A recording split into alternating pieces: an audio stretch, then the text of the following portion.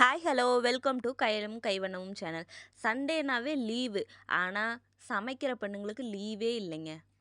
Morning சமைக்க start பண்ணால் afternoon ஆயிடுதா, அப்போ எலும்பு குழம்பு, மட்டன் கிரேவி, போட்டின்னு வச்சாலும் 2 ஹவர்ஸில் ஃபினிஷ் பண்ணுற மாதிரி ரெசிபியை நாங்கள் சொல்கிறோம், கேட்டுக்கோங்க. மறக்காமல் சேவ் பண்ணிவிட்டு இந்த வீடியோவை உங்கள் ஃப்ரெண்ட்ஸுக்கும் ஷேர் பண்ணுங்கள். நம்ம வீடியோக்குள்ளே போகிறதுக்கு முன்னாடி பை மோட் ஷாப்பிங் ஆப், இது எந்த விதமான ஆப்னு யோசிக்கிறீங்களா? இது எந்த மாதிரினா, நம்ம வீட்டுக்கு தேவையான எல்லா பொருளும் இந்த ஆப்பில் கிடைக்கும். மறக்காமல் செக் பண்ணி பாருங்கள். இந்த ஆப்போட லிங்க் டிஸ்கிரிப்ஷனில் தரேன், மறக்காமல் நீங்களும் யூஸ் பண்ணி பாருங்கள்.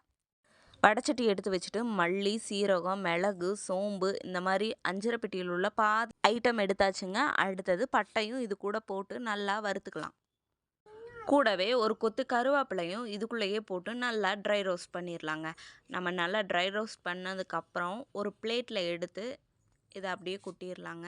நெக்ஸ்ட்டு வடைச்சட்டியில் மிளகாய் கொஞ்சமாக எண்ணெய் ஊற்றி நல்லா வறுத்து எடுத்துப்போம். அதே வடைச்சட்டியில் தொளிச்சு வச்ச சின்ன வெங்காயத்தை நல்லா கழுவி ஆட் பண்ணிக்கலாங்க. சைட் பை சைட் வெளியே அடுப்பில் எலும்பு தனியாகவும் கறி தனியாகவும் போட்டியில் உப்பு மஞ்சத்தூள் போட்டு வேக வச்சிட்ருக்காங்க. வறுத்து வச்ச மிளகாய், தனியா இதையெல்லாம் ஆற வச்சிடலாங்க. அதுக்குள்ளே வெங்காயத்தை பொன்னிறமாக வணக்கணும். அதுக்குள்ளே பூண்டு, அதுக்கப்புறம் தக்காளி 4 சின்ன சைஸில் கட் பண்ணி இதுக்குள்ளேயே ஆட் பண்ணிக்கிறாங்க. ஆட் பண்ணி அதையும் நல்லா வணக்கி விட்டு நல்லா வேகணுங்க. அந்த பச்சை ஸ்மெல்லாம் போகணும். அந்த அளவுக்கு அதை டீப் ஃப்ரை மாதிரி நல்லா வணக்கி விட்றாங்க.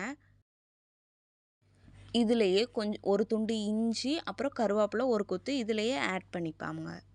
இந்த மிக்ஸை எடுத்து நம்ம ஆற வச்சிடலாம். அதுக்குள்ளே ஆறியிருக்க மிளகாய், தனியா இந்த கலவையை எடுத்து மிக்ஸி ஜாரில் போட்டு ஓரளவுக்கு ஒரு 2 சுற்று விட்டு எடுத்துக்கலாங்க. இந்த குழம்புல மல்லித்தூள், மிளகாத்தூள் இந்த மாதிரி ஐட்டமெல்லாம் நம்ம சேர்க்க போகிறதில்ல. இப்போ நம்ம ஏற்கனவே வறுத்து வச்சுருந்த மிளகாய், தனியா இந்த பொடியை நம்ம அப்படியே எடுத்து இந்த வணக்கி வச்சுருக்கிற தக்காளி, வெங்காயம் அதுக்குள்ளே கொட்டி ஒரு கலக்கு கலக்கலாங்க. இதுக்குள்ளே நம்ம இப்போ தேங்காயை அரைச்சி இதில் சேம் மிக்ஸ் பண்ண போகிறோம். மிக்ஸ் பண்ணி கொஞ்சம் ஆற வைக்கணும். அது நல்லா ஆறுனதுக்கப்புறம் தான் நம்ம அரைக்க முடியுங்க. அம்மானாவே சூப்பர்மேனுக்கு சமந்தாங்க. ஏன்னா வெளியே 2 அடுப்பில் வச்சுருக்காங்க. அது போக உள்ள கேஸில் இட்லியும் ஒரு சைடு வேக வச்சுருக்காங்க. அதே நேரத்தில் இன்னொரு அடுப்பில் இவ்வளோ நேரம் தக்காளி, வெங்காயமெல்லாம் வணக்கிட்டு இருந்தாங்க. இப்போ சைட் பை சைடு இட்லியும் எடுத்துட்டாங்க. இப்போ நம்ம ஆற வச்சுருக்கிற கலவையை அரைச்சிக்கலாங்க. அரைச்சி இப்போ நம்ம வேக வச்சுருக்கிற குழம்புலையெல்லாம் இதை மிக்ஸ் பண்ண போகிறோம். வாங்க பார்க்கலாம். ஆறுன சாந்தை இப்போ மிக்சியில் போட்டு அரைச்சி எடுத்துட்டாங்க. சைட் பை சைடு இட்லியும் அடுத்த அடசல் ஊற்றிட்டாங்க. இப்போ தெரியுதாங்க எங்கள் அம்மாவை ஏன் நான் சூப்பர்மேன் சொன்னேன்னு சொல்லி. எங்கள் அம்மா மட்டும் இல்லைங்க, எங்கள் அம்மா மாதிரி நிறைய பேர் இருக்காங்க.